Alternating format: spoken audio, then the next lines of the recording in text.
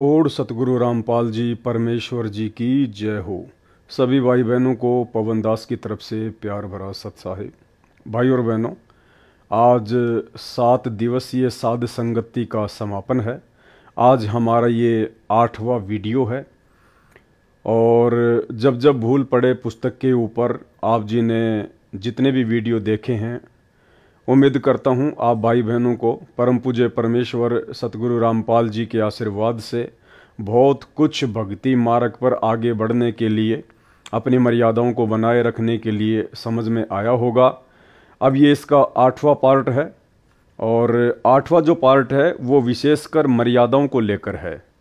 सबसे पहले परमात्मा ने जो खुला पाठ होता है, अखंड पाठ होता है, उसकी कुछ मर्यादाएं होती हैं। पाठ करते समय पाठी ने किन किन बातों का ध्यान रखना होता है, कैसी कैसी शुद्धता और स्वच्छता का ध्यान रखना होता है। हालांकि हमारे ये कोई विशेष काम की नहीं है, क्योंकि ना हम कोई पाठ करते हैं, ना हम पाठ करने के अधिकारी हैं, ना हमें गुरुदेव भगवान का आदेश प्राप्त है, इसलिए ये हमारे कोई विशेष काम की नहीं है।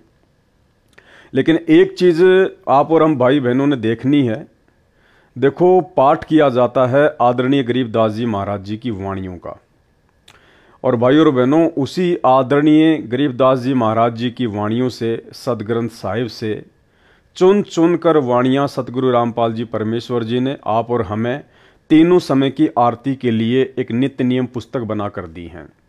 कहने का मतलब है, गरीबदास जी महाराज जी की वाणियों का जो 3 दिन का अखंड पाठ होता है, उस पाठ को करने में कितनी सावधानियां बरती जाती हैं, कितना ध्यान रखना पड़ता है हर बात का। तो आप और हम सभी भाई बहनों ने भी उन्हीं आदरणीय गरीबदास जी महाराज जी के सदग्रंथ साहिब से चुन चुन कर कबीर परमेश्वर सतगुरु रामपाल जी परमेश्वर जी के द्वारा निकाली गई वाणियाँ, जिनको नित्य नियम पुस्तक बनाकर आप और हमारे को नित्य नियम करने के लिए, रोजाना जिनका पाठ करने के लिए तीनों समय की आरती के रूप में दी गई है, आप और हम भाई बहनों ने भी उतनी ही सावधानी और स्वच्छता से उस नित्य नियम के गुटके को संभाल के रखना है। तीनों समय की आरती करते समय, उनका पाठ करते समय सावधानियां रखनी है, क्योंकि हम 13वें पंथ के पंथी हैं। परम पूज्य परमेश्वर सतगुरु रामपाल जी परमेश्वर जी के शिष्य और उनकी शिष्याएं हैं। आप और हमारे लिए वास्तव में यदि कोई ओरिजिनल सदग्रंथ साहिब है, तो पूज्य गुरुदेव जी के द्वारा तीनों समय की आरतियों का जो गुटका दिया गया है, जो छोटी सी भक्ति बोध पुस्तिका दी गई है, वो हमारे लिए वास्तव में सदग्रंथ साहिब है। यानी हमने कितनी सावधानी रखनी है, कितना महत्व देना है उस 3 समय की आरती के गुटके को और तीनों समय की आरतियों को। तो कुछ कुछ पॉइंट हम लेंगे इससे। खुले तथा अखंड पाठ की मर्यादा, गुरुदेव जी का आदेश, तो ये आप और हमारे लिए विशेष नहीं है, इसलिए हम केवल उसी बात को लेंगे जो हमारे लिए विशेष हो। इसमें 11 नंबर का पॉइंट है, जिसमें परमात्मा ने आदेश दिया है कि पाठी को सामान्य विधि से पाठ पढ़ना है। हनुमान चालीसा की तरह राग रूप में या अन्य बोली की लय में रामायण की तरह बिल्कुल नहीं पढ़ना है। जबकि आप और हम सभी भाई बहन अच्छे से जानते हैं कि सतगुरुदेव भगवान की आवाज़ में आदरणीय गरीबदास जी महाराज जी की वाणियाँ जो 50 घंटे की हैं, जो आप सभी भाई बहनों के घरों में पाठ रूप में चल रही हैं, और सतलोक आश्रम मैनेजमेंट हरियाणा के द्वारा गुरुदेव भगवान की आवाज़ में उन आश्रमों में पाठ शुरू करने से पहले जो भगत अपने मुंह से बोलकर पाठ किया करते थे 3 दिन का, तो आप और हमें अच्छे से पता है कि किस प्रकार से वो लय में गाया करते थे, राग में गाया करते थे, भजन की तरह उसका पाठ किया करते थे। वाणियाँ उन भक्तों की यूट्यूब पर बहुत ज़्यादा शेयर की जाती थी। तो अंतर्यामी परमात्मा ने देखा कि इनको तो पाठ करना भी ढंग से नहीं आता है, इसलिए परमात्मा ने 11 नंबर पॉइंट में उनको निर्देशित किया कि पाठी को सामान्य विधि से पाठ करना है, यानी नॉर्मल तरीके से उसको पढ़ना है, किसी भजन की तरह या लय में या हनुमान चालीसा की तरह या रामायण की तरह नहीं पढ़ना है। पाठी को सामान्य विधि से पाठ पढ़ना है, हनुमान चालीसा की तरह राग रूप में या अन्य बोली की लय में रामायण की तरह बिल्कुल भी नहीं पढ़ना है। और भी बहुत सारे पॉइंट हैं। पाठ जो भी करेगा उसके लिए क्या नियम है, जो माई बहन बेटी बिंदी लगाकर आती है वे पाठ पढ़ सकती हैं। काजल या अन्य श्रृंगार व चमकीले कपड़ों वाली, बालों को डाई करने वाले, लिपस्टिक लगाकर माई बहन बेटी या भगत पाठ पर नहीं बैठना है। यानी परमात्मा ने बिल्कुल निर्देशित कर दिया है इस अखंड पाठ के माध्यम से। आप और हम भाई बहनों को शिक्षा केवल ये लेनी है 17 नंबर पॉइंट से कि अब हम सत्सेवक जो तीनों समय का पाठ करते हैं अपने घर पर, नित्य नियम, असुर निकंदन रमेणी और संध्या आरती, तो भाई और बहनों आपका वो तीनों समय का नित्य पाठ, वो तीनों समय की आरतियां उसी समय परमात्मा के चरणों में समर्पित होंगी। उसी समय आपकी तीनों समय की पाठ की वाणियां सही मानी जाएंगी जब आप इन नियमों का पालन करेंगे। यानी सतगुरु रामपाल जी भगवान के भगत बनने के बाद में यदि आप भक्ति बोध पुस्तक को हाथ में लेके पाठ करते हैं तो ध्यान रखना, एक तो आपने काजल बिल्कुल भी नहीं लगाना है। अन्य श्रृंगार का मतलब है किसी भी प्रकार का सोना चांदी या आर्टिफिशियल का गहना आपने नहीं पहनना है। चमकीले कपड़े बिल्कुल भी नहीं पहनने हैं। बालों को डाई बिल्कुल भी नहीं करना है। लिपस्टिक लगाकर माई बहन बेटी या भगत पाठ पर नहीं बैठ सकते। तो ये कुछ नियम बता दिए परमात्मा ने। अगर आप इन मर्यादाओं को तोड़कर अपने घर पर तीनों समय का पाठ नित्य नियम की पुस्तक से करते हैं तो आपका पाठ सतगुरु रामपाल जी भगवान को समर्पित नहीं माना जाएगा। सिर पर छज्जेदार टोपी पहनकर पाठ नहीं पढ़ सकते। यानी कोई भी भाई बहन जो है तीनों समय का जो नित्य नियम जो करता है अपने घर पर या कहीं भी, उसको टोपी पहनकर पाठ नहीं करना है। टोपी मतलब जिसके आगे छज्जा होता है, टोपी जिसको हम कहते हैं कैप, वो पहनकर उसने पाठ नहीं करना है। केवल सामान्य टोपा या टोपी पहनकर पाठ पढ़ सकते हैं। जिस प्रकार से हम सत्सेवक भाई बहन सफेद कलर का एक कपड़ा अपने सिर पर बांधकर तीनों समय का पाठ करते हैं, तो परमात्मा कहते हैं कि आप जी इस प्रकार से केवल सामान्य टोपा या टोपी पहनकर पाठ पढ़ सकते हैं। रुमाला पहनना आवश्यक नहीं है। आगे देखिए, चवर सेवा 24 घंटे करना अनिवार्य नहीं है, कभी भी बंद कर सकते हैं जब वो पाठ किया जाए। और जो डाई करना नहीं त्याग सकते, जो अपने बालों में डाई करना नहीं त्याग सकते, उनको पाठ पर बैठने व चवर सेवा करने की कोई आज्ञा नहीं है। तो ध्यान रखना है हम सत्सेवक भाई बहनों ने, अपने बालों में डाई हमने बिल्कुल भी नहीं लगानी है, वरना आपका जो पाठ आपके घर पर चलता है वाणियां परमात्मा की, वो आपको संपूर्ण लाभ नहीं देंगी। कुछ बहनें या माताएं श्रृंगार लिपस्टिक लगाकर या काजल लगाकर आती हैं, उनको पाठ पर न बैठने दें। ये आदेश हैं गुरुदेव भगवान के। कुछ बहनें या माताएं श्रृंगार यानी सोने चांदी वगैरह पहन के आना, लिपस्टिक लगाना या काजल लगाकर आती हैं, उनको पाठ पर न बैठने दें, चवर सेवा भी न करने दें। ऐसी पाप आत्माओं को आश्रम में भी ना आने दो। नोट कर लो, ये सख्त आदेश है गुरुदेव के सतलोक आश्रम मैनेजमेंट हरियाणा को कि आश्रमों में जो पाठ चलता है उस पाठ में ऐसी पाप आत्माओं को तो एंट्री भी नहीं होनी चाहिए। लेकिन उसके बावजूद भी आपको सब पता है 90% हार श्रृंगार करने वाली माता बहनें ही सतलोक आश्रम मैनेजमेंट हरियाणा में उनके भंडारों में जाती हैं। इन लोगों को गुरुदेव भगवान के आदेश से कोई लेना देना नहीं है, इनको केवल ज्योति और पाठ का पैसा चाहिए। तो हम सत्सेवक भाई बहनों ने इस 25 नंबर के पॉइंट को आधार बनाकर अपने गुरुदेव के आदेश की पालना करनी है। हम सत्सेवक भाई बहनों ने ना कि 3 समय का पाठ करते समय, बल्कि अब हमने कभी भी अपने जीवन में इस प्रकार का आडंबर नहीं करना है। ना ये हार श्रृंगार करना है, ना कोई सोना चांदी पहनना है, ना लिपस्टिक लगाना है, ना काजल लगाना है। हमने किसी भी प्रकार का कोई भी आडंबर, जिस आडंबर से गुरुदेव भगवान बहुत नाराज होते हैं और उनके सख्त आदेश हैं, हमने अपने जीवन में इन आडंबरों को कोई जगह नहीं देनी है। तभी हमारा तीनों समय का पाठ जो है गुरुदेव भगवान के चरणों में समर्पित होगा। सतनाम प्राप्त को रोकना है। यदि आगे से ऐसा न करने का आश्वासन दे तो श्रृंगार उतार कर तथा काजल साफ करके आने दो। सारनाम प्राप्त को बिल्कुल कंसेशन नहीं है। सारनाम प्राप्त यदि सोना चांदी पहनेगा, हार श्रृंगार करेगा, काजल वगैरह लगाएगा, डाई लगाएगा, चमकीले भड़कीले कपड़े पहनेगा, तो परमात्मा कहते हैं उनको कोई छूट नहीं है, कोई कंसेशन नहीं है जिसको सारनाम प्राप्त है। काजल व श्रृंगार वाली तो चाहे कोई भी मंत्र प्राप्त है, पाठ पर नहीं बैठने देना है।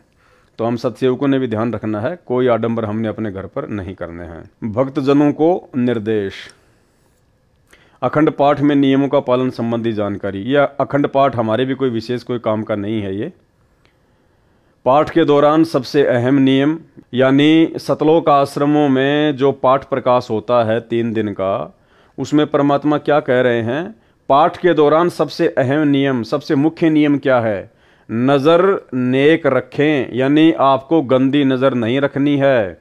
किसी भी माता बहन के ऊपर कोई गंदी नज़र नहीं रखनी है। मन में कोई दोष वगैरह नहीं होना चाहिए। नीयत साफ रखें, मन में दोष द्वेष न रखें, पक्षपात ना करें, परमात्मा से डरें, बहन बेटी माई को बुरी नज़र से न देखें, पाप को मन में जगह न दें। जबकि भाई और बहनों, ये सारे अवगुण सतलोक आश्रम मैनेजमेंट हरियाणा वालों में जो लोग पाठ प्रकाश पर बैठते हैं उनमें कूट कूट कर भरे हैं, कूट कूट कर। तो आपका पाठ करवाना उन आश्रमों में कितना लाभदायक है, कितना आपको पुण्य मिलेगा, ये आप जी भली भांति परमात्मा के द्वारा बताए गए इस नियम से समझ सकते हैं।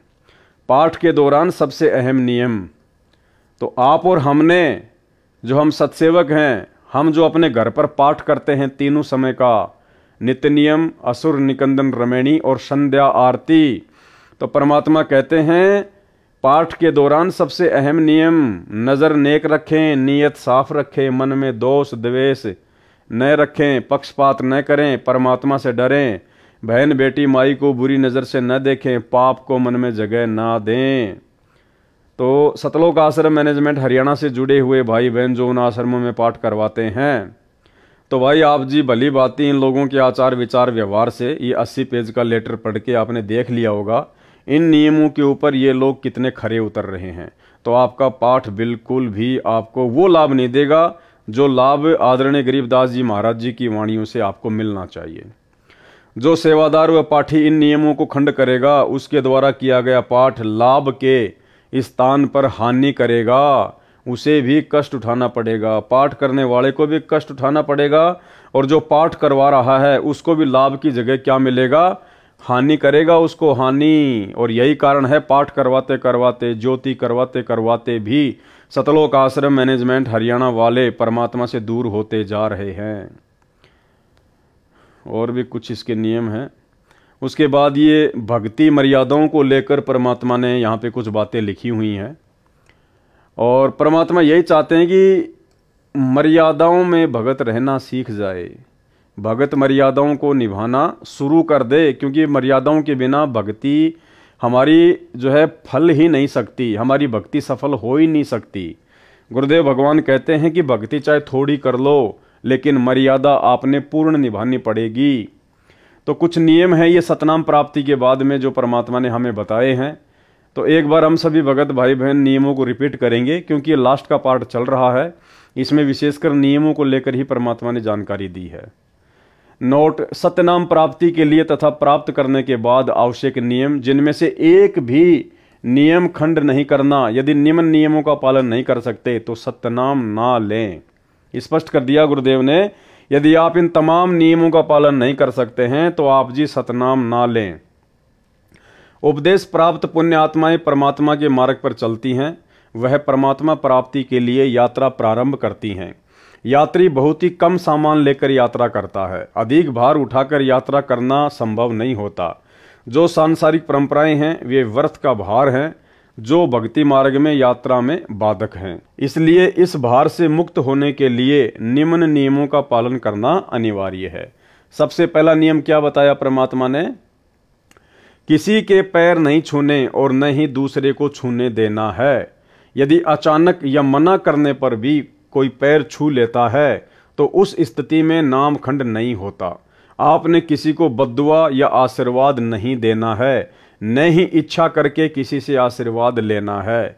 कोई आपके सिर पर आशीर्वाद के लिए हाथ रखे तो आपने मना करना है, फिर भी कोई हाथ रख देता है तो आपका उपदेश सुरक्षित है। यानी आपने जानबूझकर किसी से आशीर्वाद नहीं लेना है, अपने सिर पर हाथ नहीं रखवाना है। यदि फिर भी कोई जबरदस्ती रख देता है और आपके यदि अंदर से ऐसी कोई इच्छा नहीं है कि ये मुझे कोई आशीर्वाद दे, तो परमात्मा कहते हैं ऐसी स्थिति में फिर आपका नाम खंड नहीं होता है। परंतु आपने आशीर्वाद व बद्दुआ बिल्कुल नहीं देनी है, क्योंकि आशीर्वाद देने से आपकी भक्ति कमाई नष्ट हो जाती है। जैसे एक पहिए की ट्यूब से दूसरे पहिए की ट्यूब में हवा डालने से आपकी गाड़ी खड़ी हो जाएगी, आपको हानि हो जाएगी। एक उपदेशी बहन ने अपने अनुपदेशी भाई को स्वस्थ होने का आशीर्वाद दे दिया। भाई तो स्वस्थ हो गया, परंतु बहन इतनी अस्वस्थ हुई कि 1 महीना अस्पताल में रही। पुनः उपदेश लिया, अपनी गलती की समायाचना करने पर ही वह स्वस्थ हो पाई। इसलिए सर्व से प्रार्थना है कि यह गलती ना करें। इसी प्रकार अन्य नियमों के खंड करने से आपकी राम नाम की गाड़ी में पंचर हो जाएगा, वह भी रुक जाएगी, अर्थात आप जी को हानि होगी। पूर्व समय में सती प्रथा एक परंपरा थी। जिस किसी का पति मर जाता था तो उसकी स्त्री को भी उसी मृत पति के साथ जिंदा जलाया जाता था, जो एक महाजालिम कर्म था। उस समय के मानव समाज ने उस कुरीति को मजबूरन मानना पड़ता था। किसी महापुरुष ने संघर्ष करके उस सती प्रथा को बंद कराया। समाज के रूढ़िवादी व्यक्तियों ने बहुत विरोध भी किया, परंतु प्रयत्न सफल हुआ, तो आज सर्व बहनें सुखी हैं। इसी प्रकार ये सर्व परंपराएं जानो जो मानव समाज पर भार हैं, इनको समाप्त करने से ही भार मुक्त हो सकेंगे तथा भक्ति मार्ग पर आसानी से चल सकेंगे। दूसरा नियम है, टीवी, कंप्यूटर तथा मोबाइल में फिल्म, सीरियल, मैच, कार्टून देखना तथा मोबाइल में वीडियो गेम आदि नहीं खेलना है। यानी किसी भी प्रकार का कोई गेम, कोई मैच, कोई कार्टून, कोई फिल्म, कोई धारावाहिक, कोई सीरियल हम भगत भाई बहनों ने विशेषकर सतनाम प्राप्त करने के बाद गुरुदेव का विशेष आदेश है कि आपने ये गलती भूलकर भी नहीं करनी है। जो भाई बहन साथ संगति से जुड़ चुके हैं, भले उन्होंने संकल्प नाम दीक्षा ही ली है, उनके लिए तो सारे के सारे नियम लागू हैं। हमने किसी प्रकार की कोई भी कोताही नहीं बरतनी है, भले आपने संकल्प ही लिया है, भले आपको प्रथम नाम ही है, ठीक है। तो परमेश्वर कह रहे हैं कि हमने टीवी, कंप्यूटर तथा मोबाइल में फिल्म, सीरियल, मैच, कार्टून देखना तथा मोबाइल में वीडियो गेम आदि नहीं खेलना है। अब बताइए, इन आश्रमों में लोगों को नाम दीक्षा दिलाई जाती है, लोगों को सारे नियम समझाए जाते हैं। अब वो भगत भाई बहन जो उपदेश प्राप्त कर रहे हैं, जो सतनाम प्राप्त कर रहे हैं, वो कैसे इन नियमों का पालन करेंगे? जब नाम दीक्षा दिलाने वाले गुरुदेव के कलयुगी परिवार वाले, सतलोक आश्रम मैनेजमेंट हरियाणा वाले, जो स्वयं दुनिया के लिए बैडमिंटन का स्टेडियम बना के दे दिए, धनाना गांव वालों के लिए 50 लाख रुपए की लागत से बैडमिंटन का स्टेडियम बना दिया गया है। खुद गुरुजी का लड़का कबड्डी के मैच की टीम को 31,000 रुपए दे रहा है। तो बताइए भाई और बहनों, उन्हीं सतलोक आश्रम मैनेजमेंट वालों से उपदेश प्राप्त करने वाले भाई बहन आखिर कैसे गुरुदेव भगवान के इन नियमों का पालन करेंगे? लेकिन इन नियमों का पालन भाई और बहनों आप और हम सत्सेवकों ने विशेष तौर पर करना है, यदि भक्ति मार्ग पर सफल होना है तो। नंबर 3, किसी को दान बिना सिला कपड़ा, सीधा आदि नहीं देना है। देखो क्या कह रहे हैं परमात्मा, किसी को दान बिना सिला कपड़ा, सीधा नहीं देना है। सीधा का मतलब क्या होता है? सीधा का मतलब होता है आटा, चावल, दाल, चीनी, नमक, चाय पत्ती, साबुन, इसको कहते हैं सीधा सामान देना। जबकि आपने इसी पुस्तक में पीछे पढ़ा कि जब 2020 में कोरोना आया, उस समय मेरे विशेष सेवादारों ने, सतलोक आश्रम मैनेजमेंट हरियाणा वालों ने गांव-गांव में जाकर आटा, दाल, चीनी, चावल, साबुन, तेल, चाय पत्ती ये बांटा।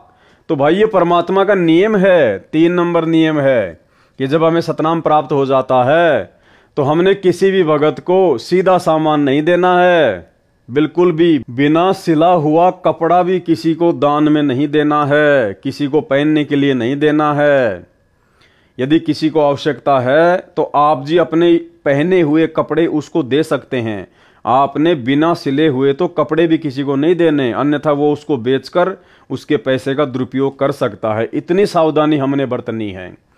तो परमेश्वर का स्पष्ट आदेश है, किसी को दान बिना सिला कपड़ा नहीं देना है, सीधा आदि नहीं देना है। सीधा आदि मतलब आपने किसी को भी खाने पीने का जो कच्चा सामान है वो नहीं देना है। भाई फिर वो परमात्मा 2020 में हिसार जेल से आदेश देके कोरोना काल में कैसे अपनी ही मर्यादा तुड़वा कर, अपने ही वचन को तुड़वा कर दुनिया वालों के लिए आटा, दाल, चावल, चीनी, साबुन, तेल ये वितरित करवाएगा। तो ये सारा का सारा मनमाना आचरण था सतलोक आश्रम मैनेजमेंट हरियाणा का। किसी को दान, बिना सिला कपड़ा, सीधा आदि नहीं देना है, नहीं किसी धार्मिक स्थल, मंदिर, मंडी के लिए पैसे देने हैं, न ही उनके किसी भंडारे में जाना है। जैसे धर्मशाला, गली पक्की करने, कुआं तथा तालाब, जोहड़ की खुदाई, खेतों के सांझले नाले की खुदाई तथा अन्य इसी प्रकार के सामूहिक सामाजिक कार्यों के लिए पैसा दे सकते हैं।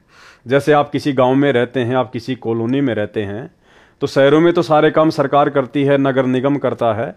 ये विशेषकर गांव में समस्या आती है। जैसे गांव में सभी लोग इकट्ठा होकर आपस में पैसे इकट्ठे करके ट्यूबवेल वगैरह लगवा लेते हैं, जोहड़ की खुदाई करवा लेते हैं, कोई तालाब वगैरह बनवाते हैं, गांव में कोई सड़क वगैरह जो है वो बनवाते हैं।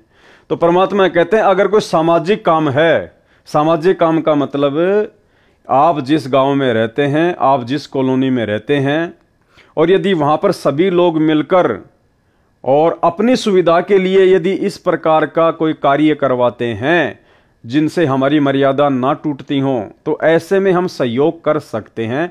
जो भी हमारे हिस्से में पैसा आएगा हम उनको दे सकते हैं। तो ये होता है सामाजिक काम। ऐसा नहीं है कि समाज में कहीं और जगह काम हो रहा है, किसी दूसरे गांव में कोई सामाजिक काम हो रहा है और उस गांव के लोग हमारे से चंदा मांगने आ जाएं और उस सामाजिक काम का हम कोई यूज ही नहीं करते, तो हमने उनमें कोई सहयोग नहीं करना।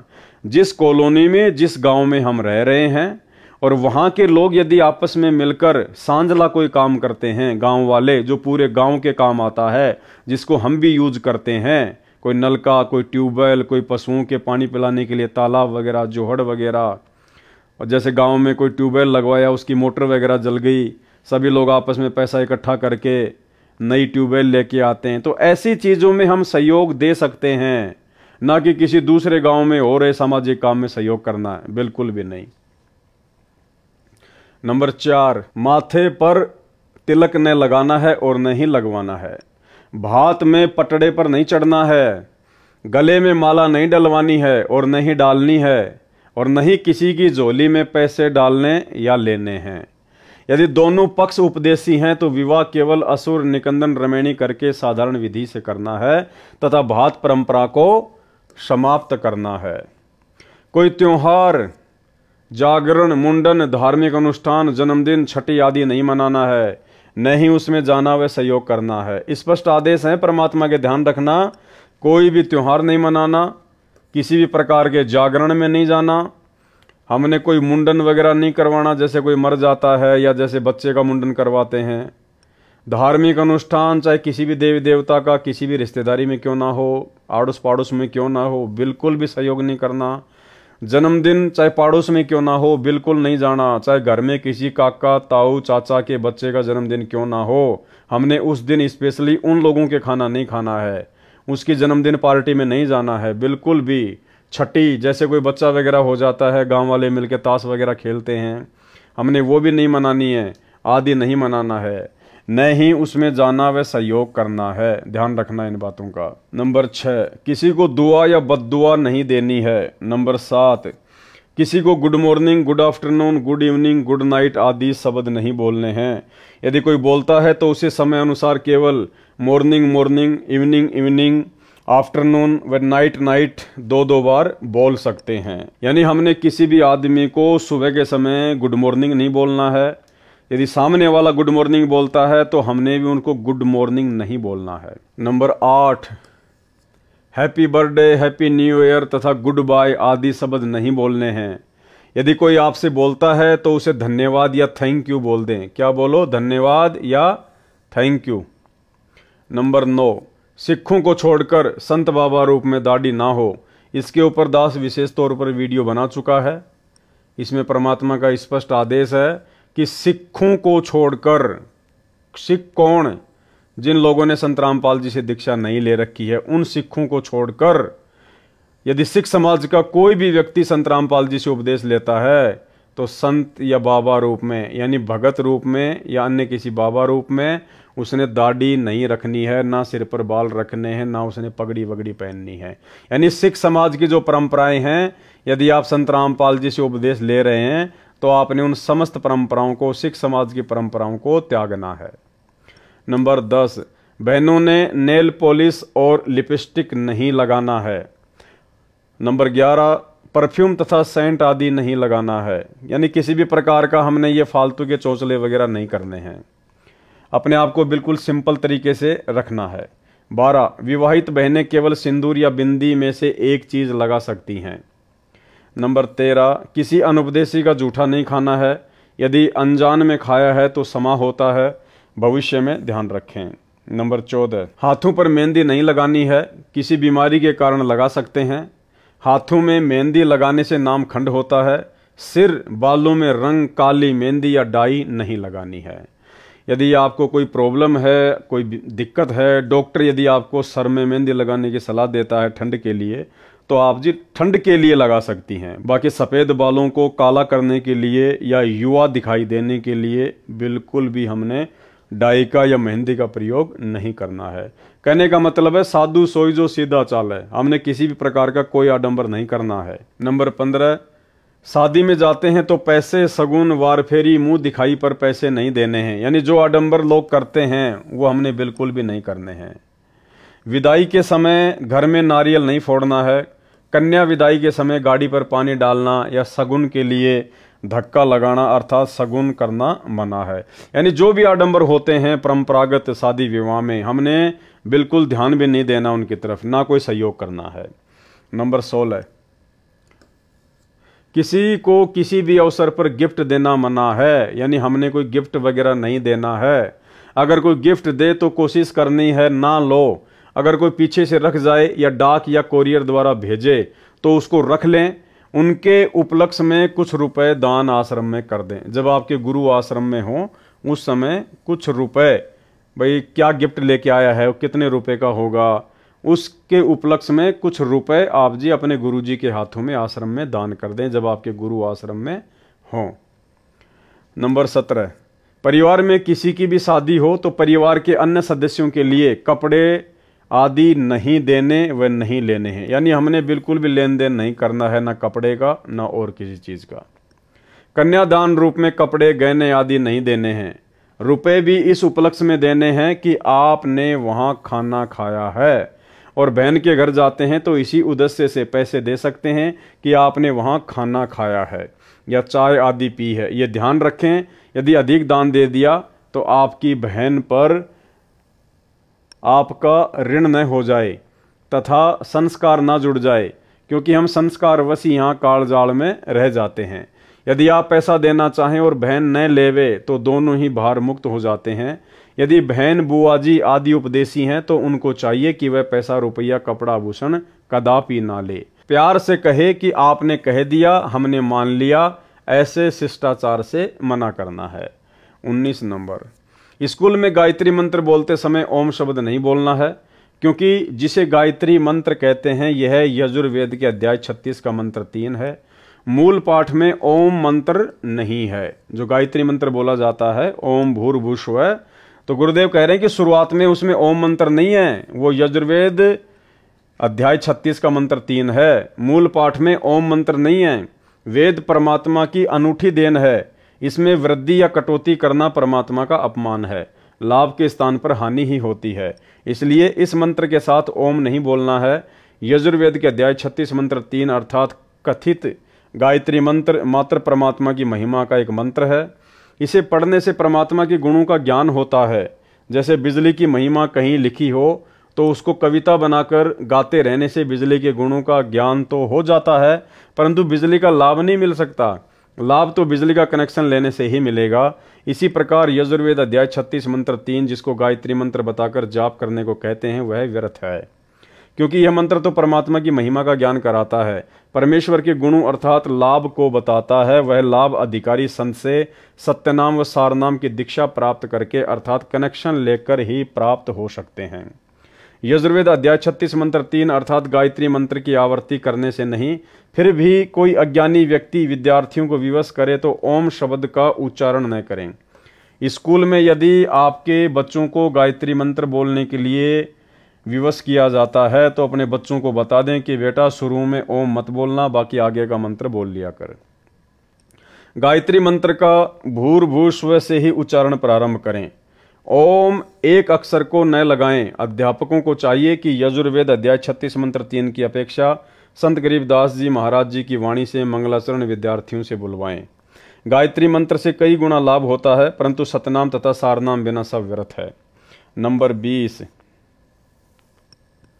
मुर्दे के अंतिम संस्कार में लकड़ी डाल सकते हैं, कंधे पर या अन्य साधन द्वारा शव को ले जा सकते हैं। 21, मुर्दे पर एक से अधिक कफन नहीं डालना है। यदि आपसे पहले किसी ने कफन डाल रखा है तो आपने कफन नहीं डालना है, क्योंकि कफन केवल एक ही होता है। अगर पहले कफन डाल रखा है फिर किसी ने एक से अधिक ज्यादा कफन डाला है तो नाम खंड होता है। नंबर 22, शादी में खाना खा सकते हैं, ये मानकर पैसे दे सकते हैं कि आपने यहाँ भोजन खाया है। नंबर 23, यदि दोनों पक्ष उपदेशी हैं तो पीलिया देना, छुचक देना बंद करना है। एक पक्ष अनुपदेशी है तो केवल 2-2 जोड़ी कपड़े केवल जच्चा व बच्चे को देने हैं। नंबर 24, नौकरी पर ऑफिस में जब कोई रिटायर होता है तो ऑफिस में सभी आपस में पैसे इकट्ठे करके उसे गिफ्ट तथा पार्टी देते हैं। ऐसा कर सकते हैं, इसमें थोड़ा बहुत दे सकते हैं, लेकिन उपदेशी ने कतई नहीं लेना है। 25, घर में जब बहन आती है तो उसे कपड़े व पैसे नहीं देने हैं। अगर बहन या बेटी अनुपदेशी है तो बहुत कम 1 या 2 जोड़ी कपड़े दे सकते हैं। बच्चों के लिए खाने पीने का सामान भी दे सकते हैं। और अगर जब बहन के घर जाते हैं तो साथ में बच्चों के लिए फल मिठाई आदि लेकर जा सकते हैं। 26, स्कूल में विदाई पार्टी के समय बच्चे पैसे दे सकते हैं। 27, यदि गौशाला की कमेटी रजिस्टर्ड है तो रुपए दे सकते हैं। यदि रजिस्टर्ड नहीं है तो चारा आदि दे सकते हैं। 28, शादी की मिठाई कोई घर में लेकर आए तो और कुछ शादी के नाम के कार्ड के साथ मिठाई लाते हैं तो हृदय से मना करें। फिर भी कोई रख जाए तो खा सकते हैं। उसके बदले में कुछ रुपए आश्रम में दान कर दें, आप पर भार नहीं रहेगा। उपदेशी भगत ने समाज में किसी के विवाह में भी भोजन खा रखा है, उसके लिए विवाह के दिन से कुछ दिन बाद मिठाई व भोजन करवा सकते हैं। यह छूट केवल एक बार है, आगे से विवाह में मिठाई बनाने की परंपरा बंद है। सामान्य भोजन बनाएं। नंबर 29, भगत भाई आपस में उधार सामान एक दूसरे से ले सकते हैं, और अगर आपस में एक दूसरे के घर आते जाते हैं तो बच्चों के लिए खाने पीने का सामान ले जा सकते हैं। नंबर 30, भाई या बहन की आर्थिक स्थिति कमजोर हो तो आर्थिक या अन्य मदद उधार रूप में कर सकते हैं। बहन को चाहिए कि उस पैसे को लौटाएं जिससे उस पर भार नहीं बनेगा। यदि बहन या भाई धन लौटाने में असमर्थ है तो भाई कभी बहन पर तथा बहन भाई पर पैसे लौटाने का दबाव ना बनाए। 31, लड़की की शादी में माता पिता अपनी लड़की को 4 जोड़ी कपड़े दे सकते हैं, पैसे नहीं। अगर लड़के की शादी में लड़की वाले बगैर नाम वाले हैं और वो अगर जबरदस्ती अपनी लड़की को कुछ देना चाहें तो इसी प्रकार लड़की की शादी में लड़के वाले अनुपदेशी कुछ मांग करें तो स्पष्ट मना कर दें, बिल्कुल नहीं लेना देना है। 32, जिन लड़कियों का विवाह होता है वे जिन कपड़ों को पहनकर विवाह मंडप अर्थात रमणी में बैठे उन्हीं कपड़ों में अपनी ससुराल जाए, अन्य पोशाक न बदले। किन्हीं परिस्थितियों में बदलने पड़े, जैसे मिट्टी लग जाए, गीली हो जाए या अन्य कारण से खराब हो जाए तो बदल सकते हैं, अन्यथा नहीं। सुनने में आया है कि कुछ बहनें रमणी में विवाह के समय सामान्य पोशाक पहनती हैं, बाद में तड़क भड़क वाली पोशाक पहनकर ससुराल जाती हैं। वह मर्यादाओं के विरुद्ध है। विवाह के समय जैसी भी नई या पुरानी पोशाक पहन रखी है उसी को पहनकर ससुराल में जाएं। अन्य या उपरोक्त परिस्थितियों में पोशाक बदली जा सकती है। नंबर 33, आपके द्वार पर कोई भिक्षुक आता है या कहीं बाजार में आपसे कोई भिक्षा मांगता है तो उसे पैसे ना दें, खाना खिला दें। यदि उसको वस्त्र की आवश्यकता है तो वस्त्र बिना सिला न दें, पुराना या नया सिला हुआ कपड़ा दें। कंबल चादर भी पुराना दें, नहीं तो अधिकतर भिक्षुक शराबी कबाबी हैं, नए कपड़ों को बेचकर शराब आदि नशीली वस्तुओं का प्रयोग करते हैं, वह दोष दान करने वाले को भी लगेगा। एक श्रद्धालु ने कहा कि यह अच्छा सा नहीं लगता कि भिक्षुक को रुपए न दें, आत्मा नहीं मानती। उसके लिए उत्तर, एक उदाहरण यह है कि एक भद्र पुरुष ने एक भिखारी को 100 रुपये की भिक्षा दी। पहले वह भिक्षुक पाव शराब पीता था, अपनी पत्नी व परिवार को परेशान करता था। उस दिन 100 रुपये प्राप्त होने के कारण उस भिखारी ने आधा बोतल शराब पी ली। शराब के नशे में अपनी पत्नी को पीट डाला। उस भिखारी की पत्नी ने बच्चों समेत आत्महत्या कर ली। उस जेंटलमैन के 100 रुपए के दान ने एक परिवार को उजाड़ दिया। इसका दोष दानकर्ता को है। गीता में लिखा है कि कुपात्र को किया दान लाभ के स्थान पर हानि ही करता है। कबीर परमेश्वर जी भी कहते हैं, गुरु बिन माला फेरते, गुरु बिन देते दान, गुरु बिन दोनों निष्फल है, चाहे पूछो वेद पुराण। नंबर 34, किसी भी नियम के खंडित हो जाने पर आपको परमेश्वर जी से मिलने वाला लाभ बंद हो जाएगा। जैसे बिजली का कनेक्शन कट जाने पर सर्व लाभ बंद हो जाते हैं, जो कार्य बिजली से होने थे वे रुक जाते हैं। इसी प्रकार परमात्मा की शक्ति से जो आपको तथा आपके परिवार को लाभ मिलना था वह रुक जाता है। एक बहन ने बताया कि उसके पति ने दीक्षा भी ले रखी है, किसी भी नियम का पालन नहीं करता। इसी प्रकार एक भगत ने अपनी पत्नी की शिकायत की, उसके विषय में यह जाने कि उनका नाम खंडित हो चुका है। ऐसे व्यक्तियों का कोई भयंकर पाप कर्म है, नाम खंडित होने पर वह पाप कर्म अपना प्रभाव करके हानि करेगा। जब तक मर्यादा में रहकर भक्ति करते हैं तो वह पाप कर्म हानि नहीं कर सकता। एक बहन ने ऐसे ही नाम खंडित कर रखा था। कुछ वर्षों के बाद उसकी जीभ में कैंसर का रोग हो गया। उस बहन से पूछा कि अब क्या आपको टीवी देखना, लिपस्टिक लगाना अच्छा लगता है? उसने रोते हुए कहा, नहीं। इसी प्रकार परिवार व शरीर में हानि से बचने के लिए तथा परमात्मा से लाभ प्राप्त करके मोक्ष प्राप्ति के लिए मर्यादा में रहें, अन्यथा पाप कर्म आपको नुकसान कर देगा। इसलिए सर्व पुण्यात्माओं से पुनः निवेदन है कि सर्व नियमों का विधिवत पालन करके मानव जीवन को सफल बनाएं तथा पूर्ण मोक्ष प्राप्त करके सदा सुखी बने। ये ध्यान रखना भाई और बहनों, आगे काम आएगा। यानी सतगुरु रामपाल जी भगवान हमें जो उनके आध्यात्मिक नियम हैं, जो भक्ति के नियम हैं, परमात्मा ने 34-35 नियम हमारे को बता दिए। इनमें कोई छूट नहीं है, कोई कंसेशन नहीं है। और स्पष्ट तौर पर परमात्मा कह रहे हैं कि इसलिए सर्व पुण्यात्माओं से पुनः निवेदन है कि सर्व नियमों का विधिवत पालन करके मानव जीवन को सफल बनाएं तथा पूर्ण मोक्ष प्राप्त करके सदा सुखी बने, सतलोक में निवास करें। यानी नियमों में कोई छूट किसी भी प्रकार की किसी के लिए भी नहीं होगी। जो विद्यार्थी शिक्षा समय में मौज मस्ती करते हैं वे शिक्षा से वंचित रह जाते हैं, आजीवन कष्ट उठाते हैं। जो शिक्षा के समय में मौज मस्ती न करके लगन से शिक्षा पूरी कर जाते हैं तो उनको विद्यालय में किए प्रयत्न का फल बाहर क्षेत्र में नौकरी द्वारा प्राप्त होता है। इसी प्रकार सर्व मानव परमात्मा प्राप्ति के विद्यालय में विद्यार्थी यानी भगत हैं। जो भगत मौज मस्ती करते हैं, भक्ति तथा नियमों का पालन न करके अन्य प्राणियों के शरीरों में घोर कष्ट उठाएंगे। जो लगन के साथ मर्यादा में रहकर परमेश्वर कबीर जी की भक्ति साधना जगत गुरु संत रामपाल जी महाराज से प्राप्त करके आजीवन करते रहेंगे, उनको सतलोक में सर्व सुविधाएं प्राप्त होंगी। वहां वृद्ध अवस्था नहीं है, मृत्यु भी नहीं होती, ऐसा ही जीवन है। नर नारी व परिवार है, वह कभी मृत्यु को प्राप्त नहीं होता। इसलिए सत्य भक्ति करके अपना जीवन सफल बनाएं, जिस सत्य भक्ति से आपको यहाँ भी सर्व आवश्यक सुख सुविधाएं प्राप्त होंगी तथा पूर्ण मोक्ष भी मिलेगा। अब एक चीज ध्यान रखना भाई और बहनों, ये इस पुस्तक के लास्ट में जो ये नियम वगैरह लिखे गए हैं ये सतगुरु रामपाल जी परमेश्वर जी ने नहीं लिखे हैं, क्योंकि पुस्तक सतलोक आश्रम मैनेजमेंट हरियाणा वालों ने छपवाई है और बाद में इन्होंने नियम खुद लिखे हैं। ये सतनाम प्राप्ति के बाद में जो 34 नियम है ये सतलोक आश्रम मैनेजमेंट हरियाणा वालों ने खुद इस पुस्तक में लिखे हैं और नियम वही हैं जो सतगुरु रामपाल जी भगवान हमें देते हैं, यानी कोई छूट नहीं किसी भी प्रकार की। तो पहले तो इन लोगों ने ये 34-35 नियम लिख दिए सारे के सारे। अब उसके बाद में ये क्या लिख रहे हैं, विशेष छूट, समाज में स्थान बनाने के लिए विशेष छूट दी जाती है। संत रामपाल दास का निवेदन दिनांक 17 फरवरी 2018 से लागू। अब ध्यान रखना भाई और बहनों, ऊपर परमात्मा ने हमारे को सतनाम के 34 नियम बता दिए। उसमें परमात्मा कह रहे हैं कि इन नियमों का यदि आप विधिवत पालन करोगे, यानी प्रत्येक नियम का पालन करोगे तो ही आपका जन्म मरण का रोग कटेगा, आपको परमात्मा से मिलने वाला लाभ मिलेगा, अन्यथा नहीं मिलेगा। अब फिर वो परमात्मा समाज में विशेष स्थान बनाने के लिए कैसे छूट देगा नियमों में? ये देखिए इसी पुस्तक में लिखा हुआ ये विशेष छूट समाज में स्थान बनाने के लिए। अरे हमने अभी भी समाज वालों से ही भाईचारा निभाना है क्या?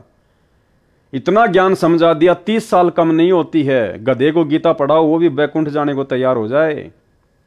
अब 30 साल बाद में संत रामपाल जी नियमों में छूट देंगे और वो भी समाज में स्थान बनाने के लिए। अब 30 साल बाद भी भक्तों को समाज में स्थान चाहिए क्या? तो ये सतलोक आश्रम मैनेजमेंट हरियाणा का काल प्रेरणा से मनमाना आचरण है, संगत को भक्ति मर्यादाओं से नीचे गिराने के लिए। क्योंकि दो ही शक्ति हैं, दयाल और काल। दयाल ने 28 साल से ज्ञान दिया, नियम बताए, कोई छूट नहीं दी। और काल सतलोक आश्रम मैनेजमेंट हरियाणा वालों में कुप्रेरणा करके, क्योंकि भक्ति का आधार है नियम मर्यादा। अगर आप मर्यादा में नहीं हैं, नियम नहीं निभाओगे, तो आपकी भक्ति लाख जन्म भी सफल नहीं हो सकती, चाहे आप किसी भी संत की शरण में क्यों ना हो।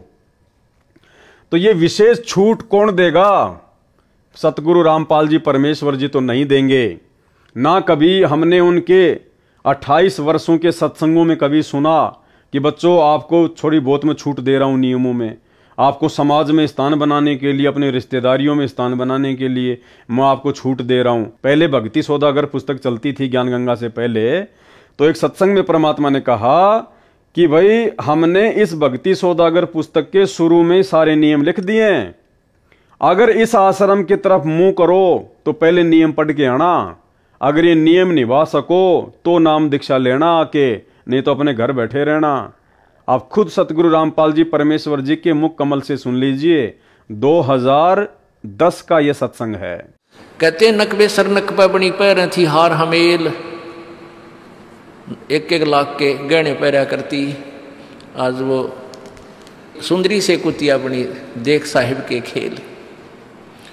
तो पुण्यात्मा, ये इन बातों से डर लगना चाहिए। इन बातों से डर लगने लगेगा, मालिक में रुचि बनेगी और भजन करने को दिल करेगा।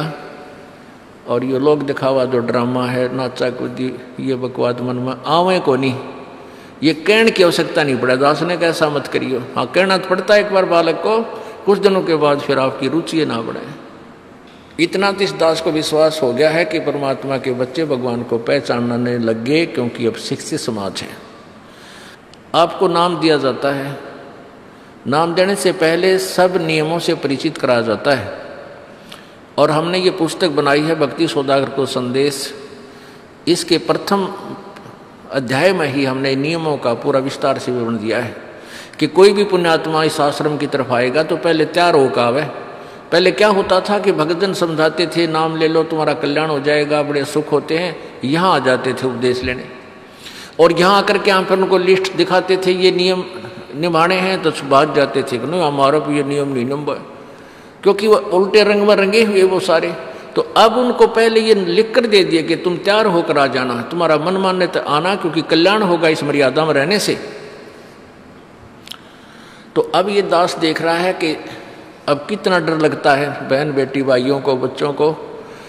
अब वो कहीं, क्योंकि समाज हमारा जो है सारा का सारा समाज काल प्रेरित है, उन्हीं क्रियाओं को कर रहा है जो ना करने वाली होती हैं। और हमारा भक्त एक घर में एक व्यक्ति ने नाम ले लिया और 5-6 व्यक्ति वो सारे शास्त्र विरुद्ध साधक हैं, तो उनके साथ संघर्ष बनता है बेचारे का जा करके। फिर भी वो इतना दृढ़ है, डरता है, आकर पूछता है जी मेरे पे ऐसी गलती होगी, मेरा नाम तो खंडनीय हो गया, आगे से नहीं करूँगा। तो कहने का भाव ये है कि पहचानने लग गए तुम परमात्मा को और संघर्ष करना सीख गए, आप सफल होगे, देख लेना एक दिन। ये नाखून पालिश लगाते हैं, ओठों पर इसी बूंदी शक्ल बना लेते हैं, लाल वो लगा कर लिपस्टिक, इतना बेहुदी शक्ल बन जाती है। कहते हैं अब ऐसी मर्यादा बन गई, बहन बेटियां कहते कि हम ऑफिस में जाते हैं तो ये लिपस्टिक वगैरह नहीं लगाते, नेल पेंट नहीं लगाते, तो क्या कहते हैं उस दूसरे कि तुम्हारे घर में कोई मर गया क्या? अरे थारा गजब भैया, ये बकवाद करने तो सारे जी जाओगे तुम, अकल खत्म होगी। यानी एक मर्यादा बन गई, जो ऐसे उल्टे काम ना करे उसने हे समझन लागे। निरंजन धन तेरा दरबार जहाँ तनिक नहीं न्याय विचार, सारे उल्टे काम में राजी रहे। लेकिन हमारी बेटियां अब संघर्ष करती हैं कि हाँ उनको ज्ञान हो गया, वो तो बालक हैं, कुछ भी कह सकती हैं। तो अब हम सबको बताते हैं ये ऐसा नहीं करना, क्योंकि पहले हमारा ज्ञान गांव में ज़्यादा चला था। इस दास ने गांव में जाकर प्रचार किया, तो वहाँ तो ये था को ना लिपस्टिक का फंड था, ना कोई नाखून पालिश लाया करती, मेहंदी मुंदी ला लेती, तो यार वो भी मना कर दिया हमने, समझा दिया कि इसका कोई फ़ायदा नहीं है, अपना भक्ति करो। तो वो तो सब एक साधारण सी बात ही छोड़ छाड़ दी। अब शहरों में फैल गया परमात्मा का जो ज्ञान है। अब शहरों से जो बेटियां आती हैं वो सारे तो नाखुना निशी बुरे हाल तो सनाए पाऊंगी। और इधर बिहार में तो और बेगन हो रहा है, कति बुढ़ी बालक सारे लाल ये नाखुना न कति नो कुसुती तरह पेंट करके लाऊंगी नो चमकान दे।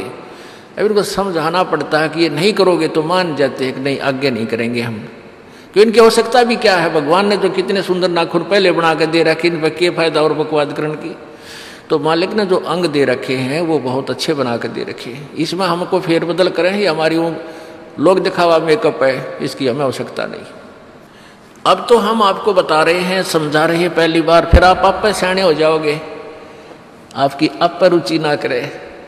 जैसे नानक साहब कहते हैं, ना जाने काल की कर डारे किस विध डल जा पासा वे, जिना के सरते मौत खड़क दी नानू के डांसा वे।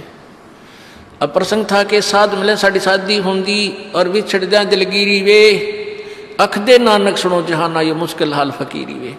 अब बताओ भाई और बहनों, इस वीडियो को सुनने के बाद में क्या आप ये यकीन करेंगे कि ये विशेष छूट समाज में स्थान बनाने के लिए सतगुरु रामपाल जी परमेश्वर जी ने दी होगी? जिस परमेश्वर ने 2010 में ही कह दिया था कि अगर इन नियमों को निभा सको तो नाम दीक्षा लेने के लिए आना, इस आश्रम की तरफ मुंह करना, तो फिर कैसे आज वो परमात्मा समाज में स्थान बनाने के लिए हमें छूट देगा? भाड़ में जाओ ये समाज। मीराबाई ने क्या कहा था, भाई कोई गुंडी को चाहे भूंडी को, मेरी सुरत राम में लागी। लोक लाज मर्याद जगत की तिनकियों जो तोड़ बगावे, जब कोई राम भगत गति पावे। और परमात्मा कहते हैं लोक लाज ना कीजिए, निर्भय हो रहिए, जय मन चावे राम को तो दासा तन धरिए। तो फिर वो परमात्मा कैसे समाज में स्थान बनाने के लिए छूट देगा?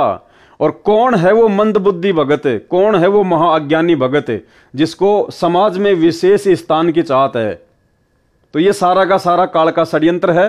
सतगुरु रामपाल जी भगवान की इन्होंने यहां पर मोहर लगा दी, जबकि गुरुदेव भगवान ने तो इस पुस्तक के 71 पेज पर ही अपना संदेशा समाप्त कर दिया। लास्ट में 2 लेटर लिख के सतलोक आश्रम मैनेजमेंट हरियाणा वालों के लिए, उसके बाद में सारे नियम वगैरह सतलोक आश्रम वालों ने खुद लिखे हैं।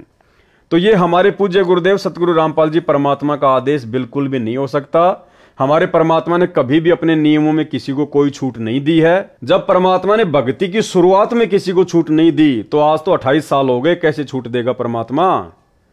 अब क्या छूट दी है भाई और बहनों, देखना, यही काल का सबसे बड़ा षड्यंत्र है। इस पुस्तक को पढ़ने के बाद में और ये नियम पढ़ने के बाद में कि विशेष छूट समाज में स्थान बनाने के लिए विशेष छूट दी जाती है, तो इन नियमों को पढ़ने के बाद में क्या क्या छूट दी गई है, वो 34 नियम कौन निभाएगा?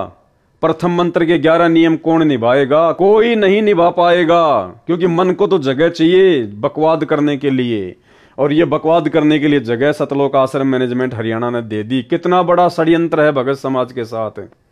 क्या छूट दी है इन लोगों ने काल प्रेरणा से? नंबर 1, लड़की की बिना नाम वाले परिवार में शादी होती है और ससुराल वाले आन उपासना के लिए, किसके लिए? देवी देवताओं की पूजा के लिए, आन उपासना के लिए।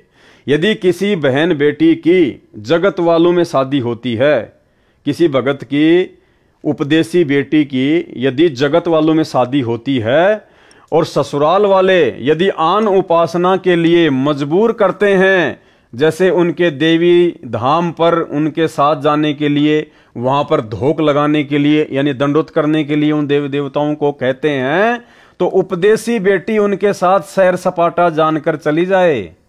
ये लो जी, छूट दे दी कि वो उपदेशी बेटी उनके साथ में सैर सपाटा समझकर चली जाए। जैसा वे कहें करती रहें। देवताओं को भोग लगाओ, हाँ जी लगा दो। देवताओं को दंडवत करो, हाँ जी कर दिया। देवताओं को ये नारियल चढ़ाओ, हाँ जी चढ़ा दिया, क्योंकि छूट दे दी। जैसा वे कहें करती रहें, परंतु मंत्र अपना जाप करती रहें। मतलब मेरे को कोई कहे कि तूने शराब पीनी है और मैं शराब पीता रहूं और मंत्र अपना जाप करता रहूं, तो क्या हो जाएगा काम मेरा? देखो कैसी बेहुद्दी बातें लिखी हुई हैं। ये गुरुदेव भगवान के आदेश हो सकते हैं क्या? परमात्मा काल की गोद में बैठाएगा अपने बच्चों को? क्या कह रहे हैं? आन उपासना के लिए अगर मजबूर करते हैं तो करो। अरे गुरुदेव क्या कहते हैं कि 100 वर्ष सतगुरु की पूजा और एक दिन आन उपासी, वो अपराधी आत्मा फिर पड़े काल की फांसी। तो ये काल की फांसी में डाला जा रहा है भक्तों को। कितना बड़ा धोखा किया जा रहा है, कितना बड़ा षड्यंत्र काल का। उपदेशी बेटी उनके साथ सैर सपाटा जानकर चली जाए, जैसा वे कहें करती रहें, परंतु मंत्र अपना जाप करती रहें। यदि वहां कोई तिलक लगाता है तो लगवा लें, तुरंत उतार दें। अगर कोई आपके माथे पर तिलक लगाता है तो कह रहे हैं लगवा लो और उसके बाद तुरंत उतार दो। यानी कोई शराब पीता तो पी लो, तुरंत बाथरूम करके आ जाओ, काम खत्म। यदि हाथ के नाला धागा बांधता है तो बंधवा लो और बाद में तोड़ के फेंक दो। दारू पी लो और बाद में बोतल को तोड़ के फेंक दो। ये है इनके कहने का मतलब। तो ये है नंबर 1 टोटल काल का षड्यंत्र, भक्तों की मर्यादा तुड़वाने का षड्यंत्र। इसलिए दास कह रहा है भाई और बहनों, सतलोक आश्रम मैनेजमेंट हरियाणा पूरी तरह से काल का मुख्य एजेंट है धरती पर, पूरी तरह से काल प्रेरित है भक्तों को बर्बाद करने के लिए, भक्तों की भक्ति का सत्यानाश करवाने के लिए काल ने इन लोगों को स्पेशली नीचे उतार रखा है संत रामपाल जी के पंथ में। तो अब आप खुद विचार कर लेना इस 1 नंबर के घटिया नियम को पढ़कर। नंबर 2 क्या छूट दी है? यदि किसी त्योहार पर भोजन बनाने के लिए कहें तो बना दें, उसे खा भी लें, परंतु भोग वाला ना खाएं। यदि भोग लगाकर सब भोजन में मिलाते हैं तो उसे ना खाएं, अपना भोजन अलग निकालें या भिन्न बना लें। नंबर 3 भात के समय यदि किसी उपदेशी को जाना पड़े तो पटड़े पर चढ़ने से बचें। यदि मजबूरी है तो कोई बात नहीं। जबकि सतनाम के नियम में गुरुजी स्पष्ट कह रहे हैं कि आपने भात में पटड़े पर नहीं चढ़ना है, तिलक नहीं लगवाना है, माला नहीं डलवानी है। और यहां क्या छूट दे दी गई? भात के समय यदि किसी उपदेशी को जाना पड़े तो पटड़े पर चढ़ने से बचें। यदि मजबूरी है तो कोई बात नहीं। ये लो जी, अब बताओ, नहीं करना है और कर भी लो, नहीं करना है और कर भी लो, फिर वो 34 नियमों का मतलब क्या रह गया? उन 34 नियमों में तो स्पष्ट रूप से मना कर दिया गया और यहां छूट दे दी गई, तो फिर वो 34 नियमों का मतलब क्या रह गया फिर? नंबर 4 यदि कोई माला डालता है तो उसे हाथ में पकड़ लें, यदि डाल दी जाए तो तुरंत निकाल लें। नंबर 5 यदि किसी अधिकारी या राजपद प्राप्त भगत को कोई उद्घाटन रस्म करनी पड़े तो अनिच्छा से एक ड्रामा समझकर करें। नंबर 6 यदि सरकारी कर्मचारी या अधिकारी का या प्राइवेट नौकर को या पुत्र वधू या पत्नी को निषेध वस्तु लेने के लिए आदेश होता है तो बचें। निषेध वस्तु यानी शराब, मांस, बीड़ी, गुटखा। किन किन को? यदि सरकारी कर्मचारी, कोई सरकारी नौकरी करता हो, कोई चपड़ासी हो, कोई बाबू हो या कोई और कोई नौकर हो, अधिकारी का या प्राइवेट नौकर को या पुत्र वधू या पत्नी को निषेध वस्तु लेने के लिए आदेश होता है तो बचें। यदि मजबूरी है तो ला सकता है।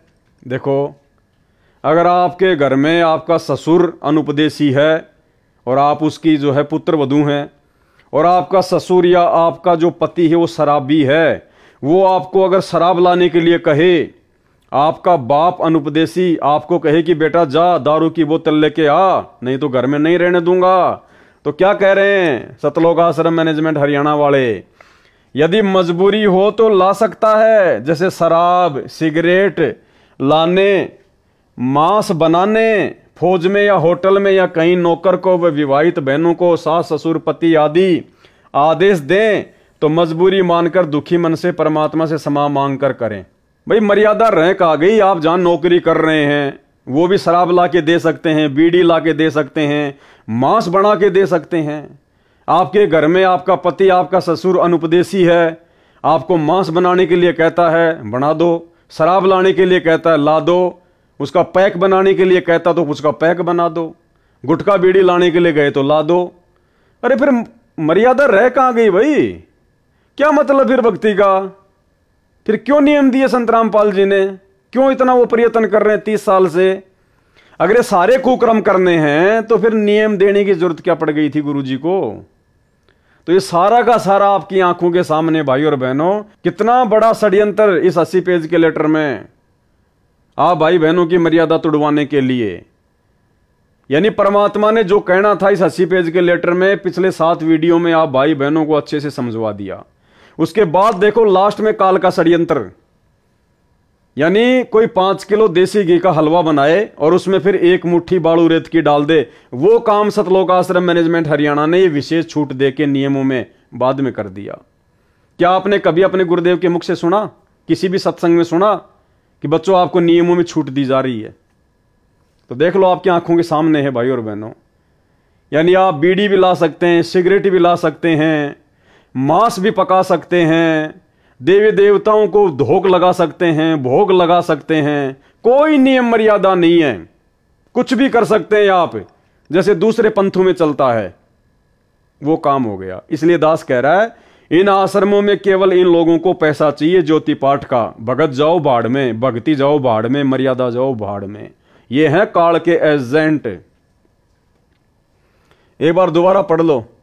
यदि सरकारी कर्मचारी या अधिकारी का या प्राइवेट नौकर को या पुत्र वधू व पत्नी को निषेध वस्तु लेने के लिए आदेश होता है तो बचें। यदि मजबूरी हो तो ला सकता है, जैसे शराब, सिगरेट लाने, मांस बनाने, फौज में या होटल में या कहीं नौकरों को, विवाहित बहनों को सास ससुर पति आदि आदेश दें तो मजबूरी मानकर दुखी मन से परमात्मा से क्षमा मांगकर करें। कुछ दिन में परमात्मा अड़चन समाप्त कर देगा। भाई मर्यादा टूटेगी, उसको काल उठा ले जाएगा तो हो गई समस्या समाप्त। फिर पहले उनको मना करें कि मैं ये पाप नहीं कर सकता, फिर भी जोर दें तो कहें कि इसका पाप आपको लगेगा, कहकर कर दें। यानी आपको कोई जबरदस्ती दारू पिलाने का प्रयास करे तो पहले तो मना करो और उसके बाद में लेके गिलास लगा के मुंह के गट गट पी के बोल दो कि तेरे को पाप लगेगा। बताओ ये कोई जायज बात है कोई? अरे फिर संघर्ष क्या है? फिर 28 साल से गुरुजी ने इतना ज्ञान क्यों दिया? फिर जब ये काम करने थे तो मजबूर तो काल करेगा। इसलिए भाई और बहनों, सतलोक आश्रम मैनेजमेंट हरियाणा वालों को, माता बहनों को कोई कहीं दिक्कत नहीं है, क्योंकि सब इन्हीं नियमों पे चलते हैं। इसलिए ना उनका कोई घर में कोई संघर्ष है, ना उनका समाज में कोई संघर्ष है, क्योंकि आश्रम में आते हैं तो वो भगत बन जाती हैं, भगतमती बन जाती हैं।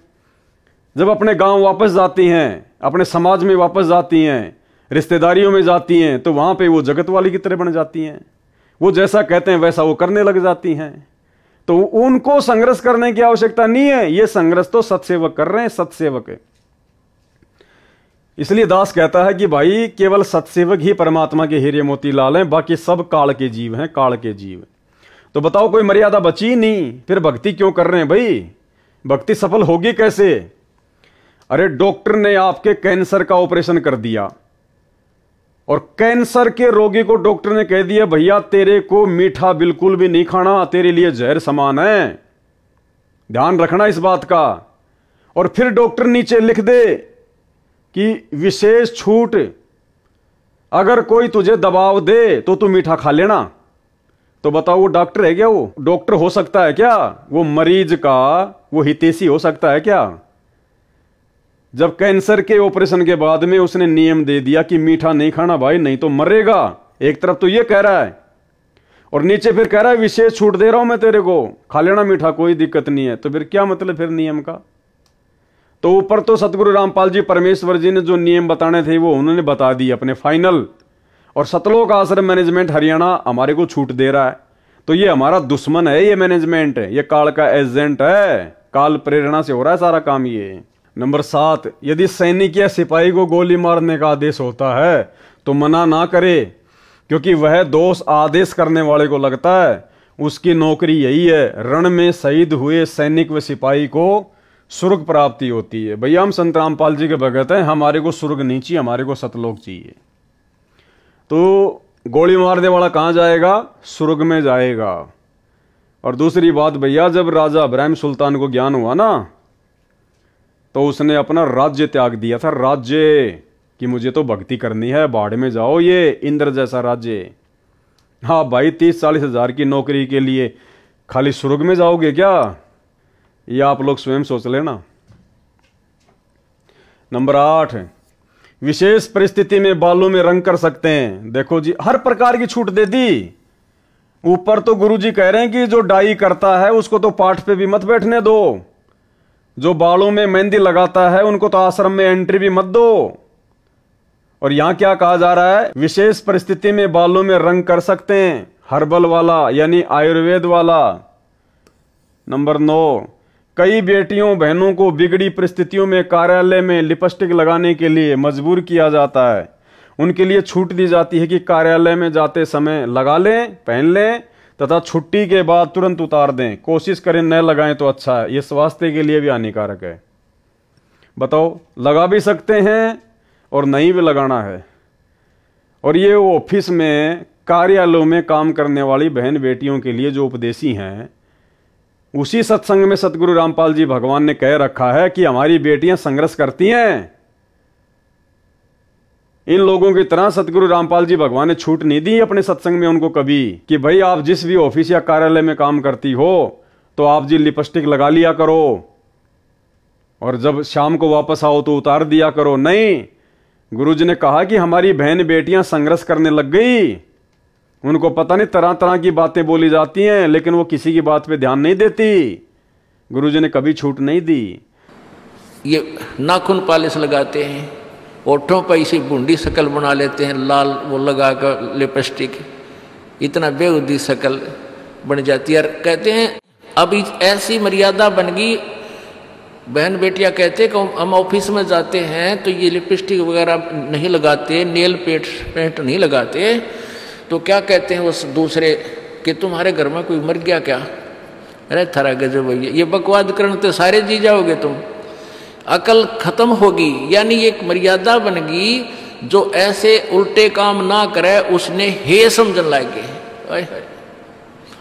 निरंजन धन तेरा दरबार जहां तनिक नहीं न्याय विचार, सारे उल्टे काम में राजी रहे।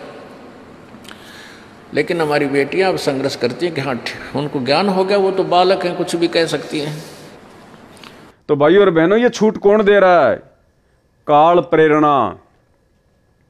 यही तो है खेल सारा का सारा यहां पे, दयाल का और काल का। तो समझो भाइयों और बहनों इस पूरे के पूरे काल चक्कर को। देखो, परमात्मा ने कोई कसर नहीं छोड़ी हमारे को 30 साल से अनमोल भक्ति ज्ञान देने में। आज जेल में बैठ के भी परमात्मा हर पल हमारे को मर्यादाओं का ही पाठ पढ़ा रहा है। बार बार हिसार जेल से जो विशेष संदेश आ रहे हैं, परमात्मा मर्यादाओं को लेकर ही हमारे को सख्त कर रहा है कि बच्चों, अगर मर्यादा नहीं है तो चाहे आपको सार नाम मिल जाए, चाहे सार शब्द मिल जाए, चाहे प्रथम नाम मिल जाए, आपकी भक्ति कभी सफल हो ही नहीं सकती। और मर्यादाओं में कोई कंसेशन नहीं है, कोई छूट नहीं है। तो ये छूट कौन दे रहा है? सतलोक आश्रम मैनेजमेंट हरियाणा। तो सतलोक आश्रम मैनेजमेंट हरियाणा आपका दोस्त है, आपका दुश्मन है? तो भाई और बहनों, विचार कर लेना, बाद में यह मौका नहीं मिलेगा। थोड़ा सा समय बचा है आप और हमारे पास में भगत बनने का। बाद में सर पर हाथ रख के रोओगे, कुछ भी हाथ नहीं लगेगा। ये वर्तमान में इतना संघर्ष परमात्मा जो अपने दासों को निमित्त बनाकर करवा रहे हैं, भाई अगर समझदार हो तो विचार कर लेना, बाद में कुछ हाथ नहीं लगेगा। तो अब ज़्यादा मैं कुछ कहूँगा नहीं, क्योंकि जो भी कुछ आप लोगों ने इस 80 पेज के लेटर में देखा, सुना, पढ़ा, समझदार को तो वही पर्याप्त है। बाकी मूर्खों के आगे कितना ही चिल्लाते रहो, कितना ही भौंकते रहो। जो अपने गुरुदेव भगवान के 30 साल के इतने सत्संग करने के बाद भी, उनके इतने प्रयत्नों के बाद भी नहीं समझे और उसी सतलोक आश्रम मैनेजमेंट हरियाणा रूपी गंदगी में सड़ रहे हैं, वो भाई मुझ पवन दास के ज़्यादा उपदेश देने से क्या समझेंगे? तो जो समझदार थे वो तो समझ चुके हैं, क्योंकि परमात्मा कहते हैं ज्ञान का और गाम का तो चमका सा ही होता है, बाकी भैंस के आगे कितनी बीन बजा लो कोई असर नहीं पड़ना है। तो हम सत्सेवक भाई बहनों ने सतर्क हो जाना चाहिए हर प्रकार से। आप लोगों के मन में किसी भी प्रकार की कोई शंका, कोई डाउट नहीं होना चाहिए कि वास्तव में साध संगतियाँ परमात्मा का विशेष मिशन है। साध संगतियों से जुड़े रहकर और पूर्णतया मर्यादा में रहकर भक्ति करने से ही हम गुरुदेव के दिल में विशेष जगह बना पाएंगे, सतलोक के लिए अधिकारी बन पाएंगे। अन्यथा इस प्रकार की ड्रामेबाजी, नियमों में छूट, दुनिया भर की अड़ंगेबाजी जो 2014 के बाद सतलोक आश्रम मैनेजमेंट हरियाणा स्वयं भी करता है और संगत से भी करवा रहा है, भाई इस प्रकार की बकवादों से परमात्मा नहीं मिलेगा, असंख्य जन्म नहीं मिल सकता। तो आज की वीडियो में केवल इतना ही। 80 पेज का लेटर कंप्लीट हुआ। परमात्मा जी का विशेष तौर पर हम धन्यवाद करेंगे कि परमेश्वर ने हम सबको धैर्य दिया, सद्बुद्धि दी परमात्मा ने, जो उनके आशीर्वाद से ये 8 पार्ट कंप्लीट हो पाए। और आगे उम्मीद करेंगे, प्रार्थना करते हैं कि परमेश्वर हमें थोड़ी बहुत सेवा इसी प्रकार से ज्ञान आधार से एक दूसरे भगत भाई बहनों के साथ साथ संगति की देते रहें, ताकि हमारा विश्वास दृढ़ रहे और गुरुदेव भगवान के हिसार जेल से बाहर आने तक हम लोग भक्ति पर जीवित रह सकें। तो सभी भाई बहन सतगुरु रामपाल जी भगवान का धन्यवाद करें, सभी भाई बहन परमात्मा का जयकारा करें। बंदी छोड़ सतगुरु रामपाल जी परमेश्वर जी की जय हो।